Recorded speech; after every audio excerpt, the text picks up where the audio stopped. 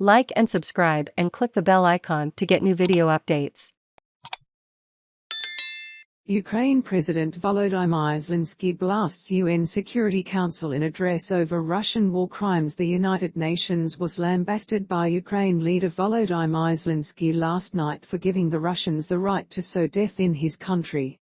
He accused Russia of the most terrible crimes since the Second World War and demanded that its leaders should be held to account like Nazi war criminals, saying that if the UN failed to take serious action to punish Russia, it might as well dissolve itself. During a landmark video address to the UN Security Council in New York, President Zelensky accused Kremlin leader Vladimir Putin of creating mass starvation and allowing his troops to shoot and rape civilians. Describing Russia as a source of war, he called for it to be removed as a permanent member of the Security Council so it could no longer block decisions about its own aggression. He added, "If there is no alternative and no option, then the next option would be to dissolve yourself altogether." During the UK convened meeting of the UN's most powerful body, Mr Zelensky called for those responsible for war crimes to be brought to justice in a similar way to the post-war Nuremberg trials of the 1940s. He insisted the UN had to act because not doing so would mean there was no point to it. "Are you ready to close the UN? And the time of international law is gone? If your answer is no, then you need to act immediately," he said. Mr Zelensky stressed that accountability must be inevitable, adding of Russia, "We are dealing with a state that turns its veto at the UN Security Council into the right to sow death." The Ukraine leader said there was not a single crime they would not commit.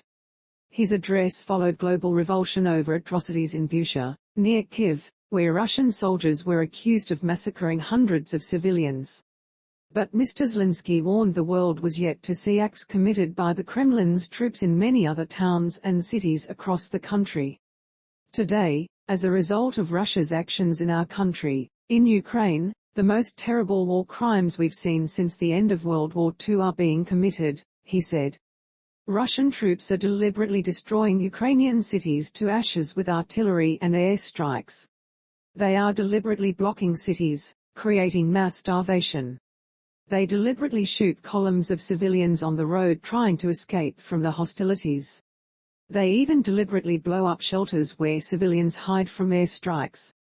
The massacre in our city of Bucha is unfortunately only one of many examples of what the occupiers have been doing on our land for the past 41 days. Mr Zelensky told council members that civilians had been shot in the back of the head after being tortured, blown up with grenades in their apartments and crushed to death by tanks while in cars. They cut off limbs, cut their throats. Women were raped and killed in front of their children. Their tongues were pulled out only because their aggressor did not hear what they wanted to hear from them, Mr Zelensky said. He accused Russia of wanting to turn Ukraine into silent slaves, and its military of wide-scale looting, stealing everything from food to bloodied jewellery.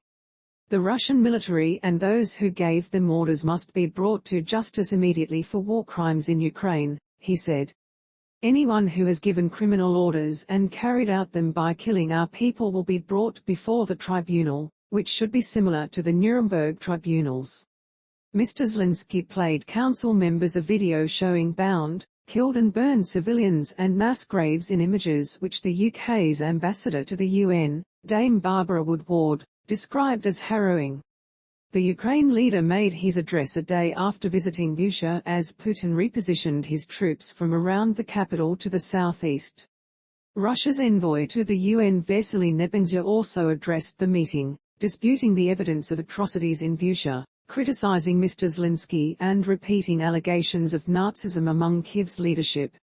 "We've heard once again a huge amount of lies about Russian soldiers and the military," he said.